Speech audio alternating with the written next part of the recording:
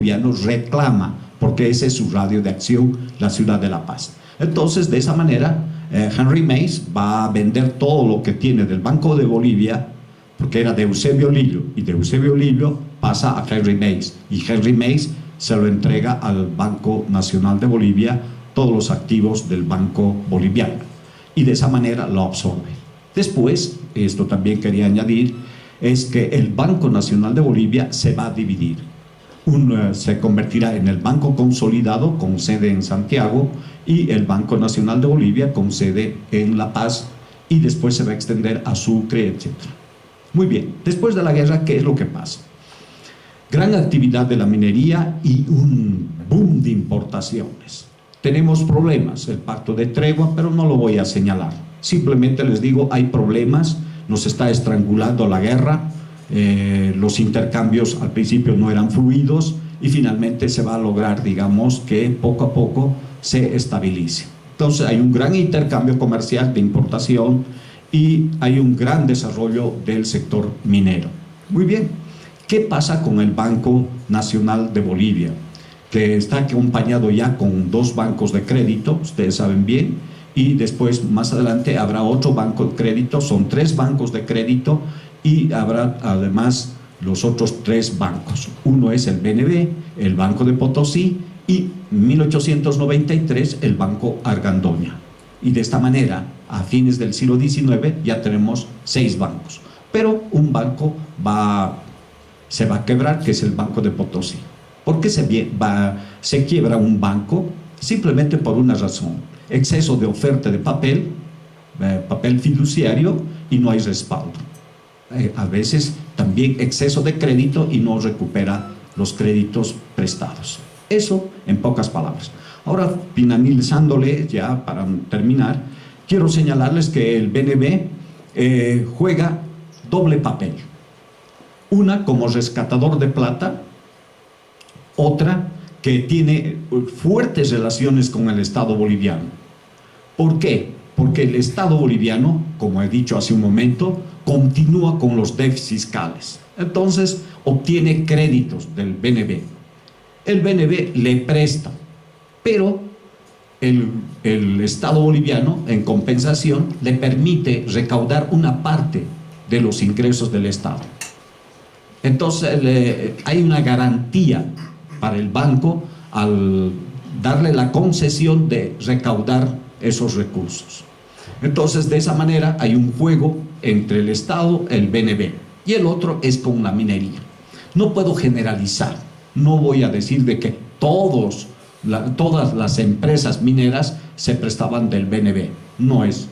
Pero hay las más grandes, sí, las relaciones, la Huanchaca, por ejemplo, la Gallofa, o por ejemplo la Colquechaca, son, digamos así, empresas mineras íntimamente ligadas al Banco Nacional de Bolivia.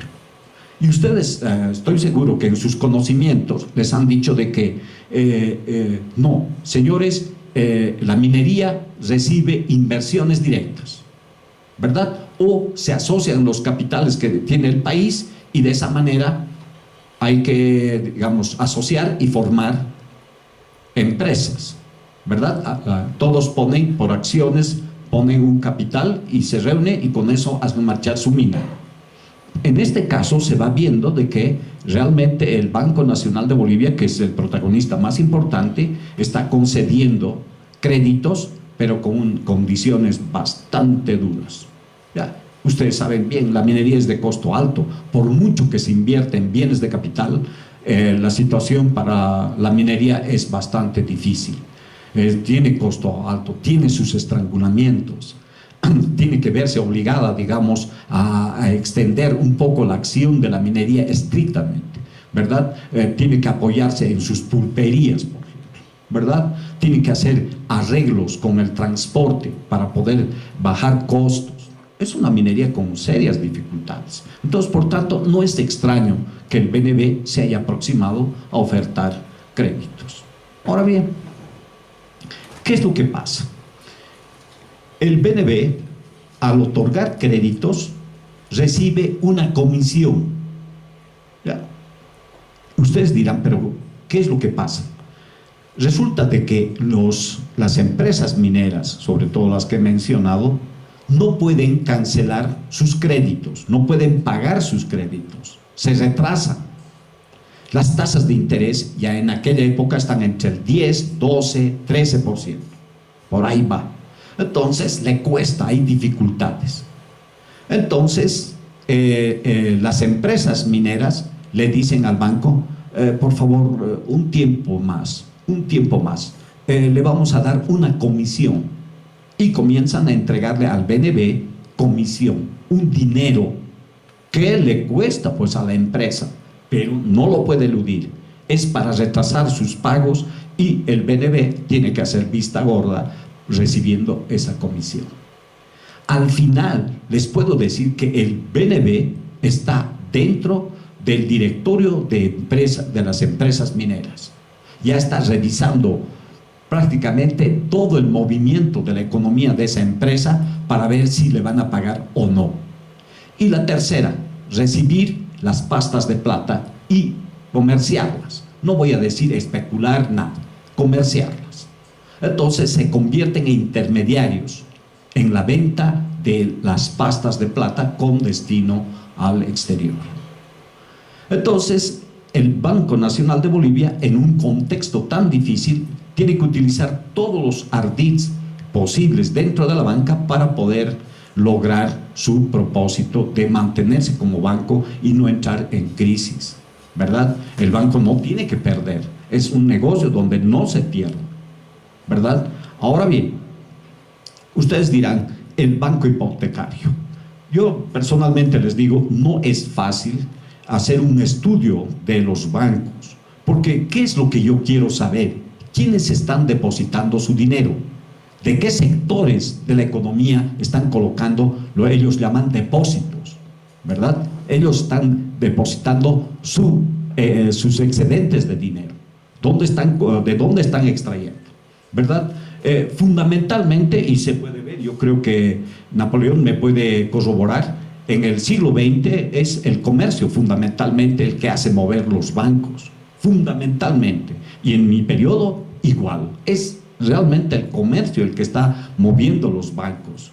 La minería, una parte, y ustedes saben bien, sale por utilidades, entonces queda muy poco dentro del país, y ese dinero que queda es para, diríamos, para mover la misma empresa, es decir, para reproducir la empresa.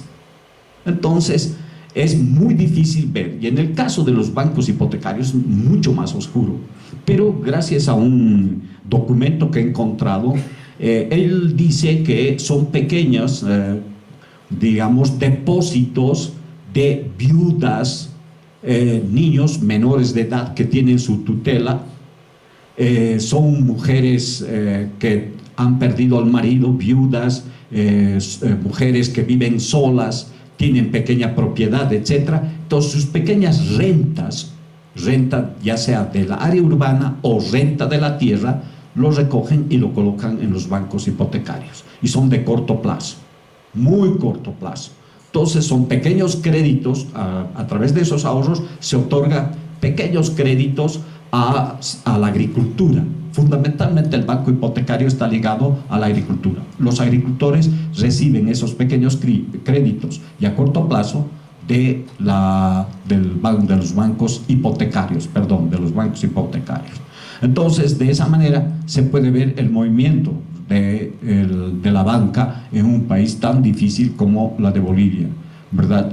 El de que a uno se preste dinero con una tasa de interés alto es riesgoso, ¿verdad? Con una economía tan estrecha. Y yo pregunto aquí, ¿no? ¿Qué es lo que hemos aprendido de 1880 a 1900?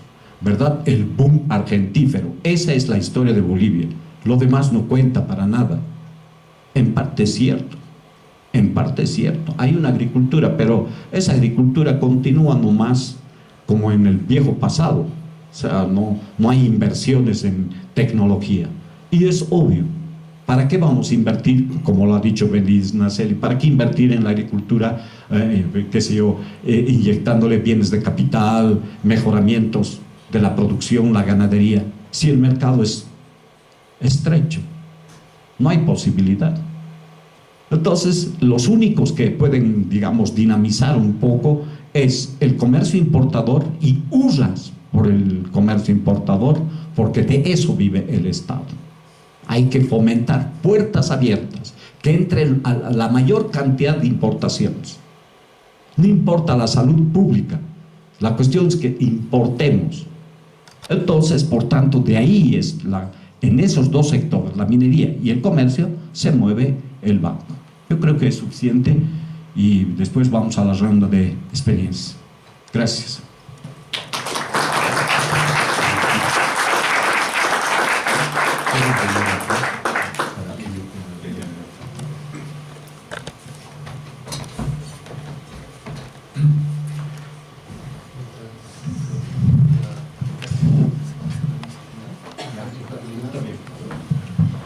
Un apunte para la cuestión de las preguntas. Toda pregunta o consulta que tengan, esta no es una conferencia magistral, puede haber debate, pero para hacerlo más organizado y que sea más directa la respuesta, por favor, cuando acabe el licenciado Napoleón Pacheco, pueden pasarnos una nota en un papel escrito, sus preguntas, y si el debate se amplía, obviamente ya podremos quizás modificar la dinámica, pero como la primera experiencia de la primera conferencia, creo que fue fantástico conocer las preguntas vía papeles y que los panelistas confronten, ¿no?, dudas, preguntas, consultas. Y bueno, ahora paso la voz al licenciado Napoleón Pacheco, que va a hablar sobre el siglo XX. Buenas noches. Primero quiero agradecer a las personas que están organizando este evento. Es una gran iniciativa realmente poner en la mesa del debate tópicos de historia económica, en este caso historia bancaria. Para mí es una enorme satisfacción, créanme, me he sentido alegre y hoy día les voy a comentar rápidamente. En economía se está realizando un evento sobre la coyuntura económica. Yo tenía que estar ahí, pero he preferido venir aquí, ciertamente, porque es un espacio en el que hay que trabajar, hay que intercambiar ideas. Es un espacio, desde mi perspectiva, que se está abriendo, el de la historia económica. Entonces, si me invitan, ¿por qué no venir? Al final, como le decía a Juan Pablo, ya sé cómo piensa Luis Arce, ya he debatido con él muchas veces, entonces no hay nada nuevo ahí, digamos, en el horizonte. Aquí pueden haber cosas nuevas, ¿no es cierto? Y ese es un punto. Y el otro punto es que al ver los últimos números de la revista de historia, he visto artículos realmente estimulantes, escritos por jóvenes, artículos de historia económica. ¡Qué gran alegría! Realmente es una enorme satisfacción. Otra vez gracias, y también a las personas que están asistiendo. Veo distinguidos profesores y muchos alumnos. Gracias a todos. Bien, comenzaré indicando que primero el título del seminario, en lo que corresponde al siglo XX, ha resultado demasiado ambicioso, ¿no? Y en realidad pretender cubrir todo el siglo XX en 30 minutos, digamos, es un tiempo que no alcanza. Entonces he circunscrito mi exposición al periodo 1900 a 1929. Es una aproximación donde se hacen conocer las tendencias generales del desarrollo bancario, ¿no? Ciertamente hay que trabajar mucho más en el tema, pero creo que aquí están por lo menos algunas de las líneas generales. Por favor. Bien, este es el contenido. El contenido que vamos a ver son 4 puntos claves. Primero he empezado por los aspectos conceptuales e históricos, después la banca en Bolivia, ¿no es cierto?, de 1900 a 1914, ese es el contenido. Luego el punto 3 se va a referir al proyecto de creación del Banco de la Nación, el debate interno, hay un debate muy rico ahí.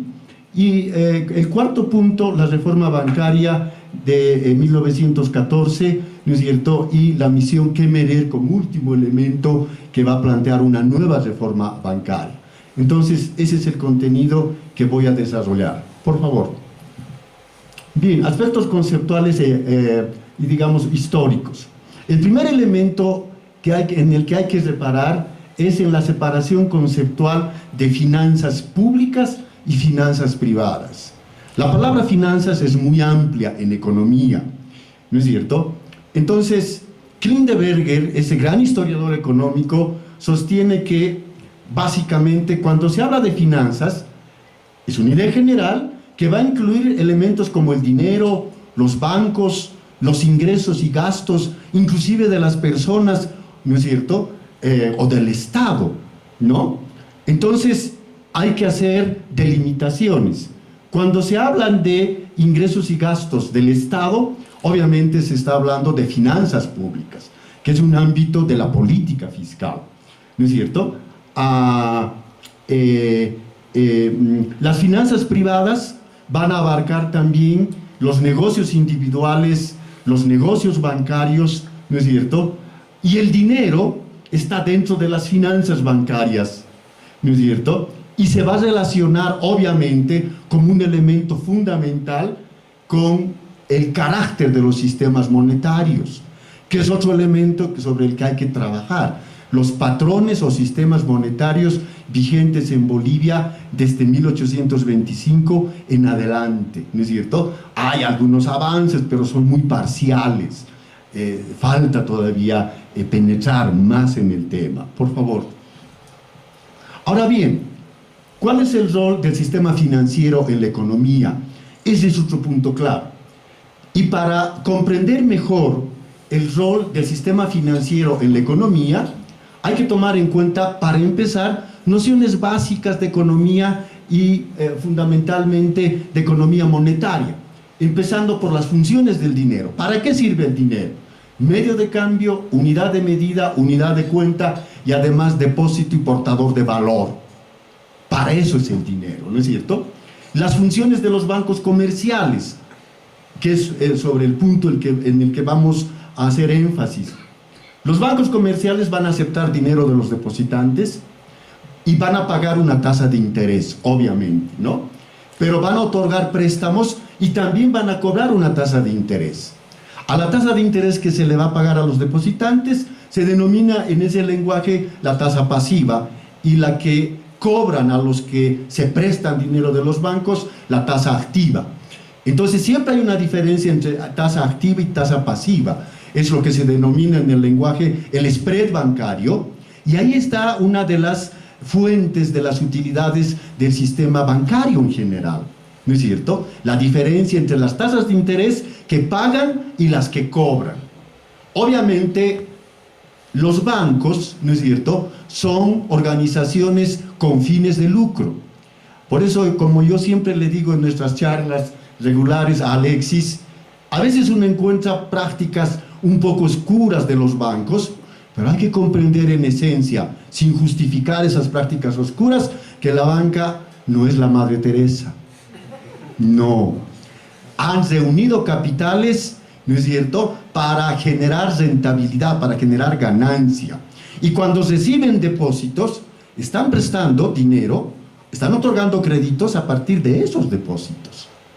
Entonces, cuando no les pagan los créditos en los plazos correspondientes, se pone en riesgo los depósitos, los ahorros que se han canalizado a los bancos. Entonces, por ahí también hay que comprender que a veces toman medidas duras, ¿no es cierto?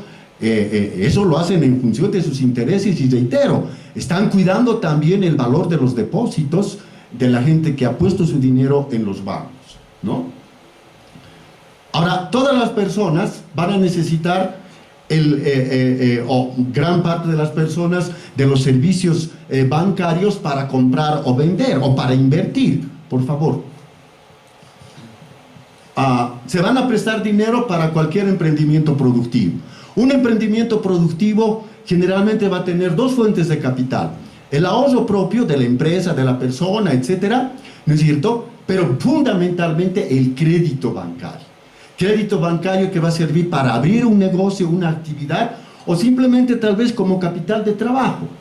Entonces, si eso es así, los bancos y el sistema financiero en general ¿no es cierto?, van a asumir el rol de intermediario entre el ahorro y la inversión,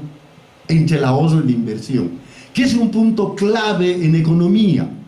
La conversión del ahorro en inversión mediante el sistema financiero, en este caso mediante el sistema bancario.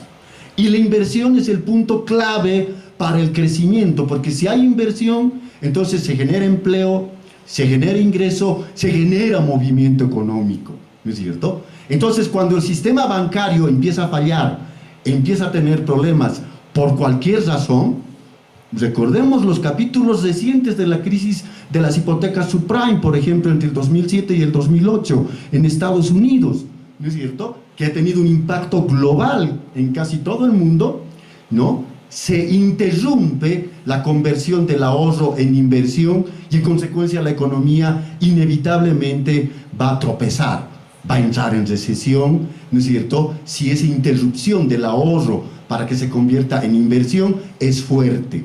Y las crisis profundas se caracterizan por ese hecho, como ese capítulo de crisis que les nombraba, o la Gran Depresión, ¿no? Ahora, los bancos privados también crean dinero inclusive en la época actual. ¿Por qué crean dinero? Para empezar, todo el dinero que reciben como depósito no lo pueden prestar. Tienen que quedarse una parte de ese dinero dentro del banco y otra parte depositar en el Banco Central como encaje legal, una especie de garantía, ¿no? De 100 bolivianos que reciben, digamos 20 bolivianos se queda dentro del banco como encaje legal, pero van a prestar 80 bolivianos. Entonces, esos 80 bolivianos van a prestar a 1, 2, 3 personas o empresas, y esa es una forma de creación secundaria de dinero también. Entonces, cuando los bancos están otorgando crédito, ¿no es cierto?, están creando dinero de forma secundaria, porque hay un efecto multiplicador en la economía.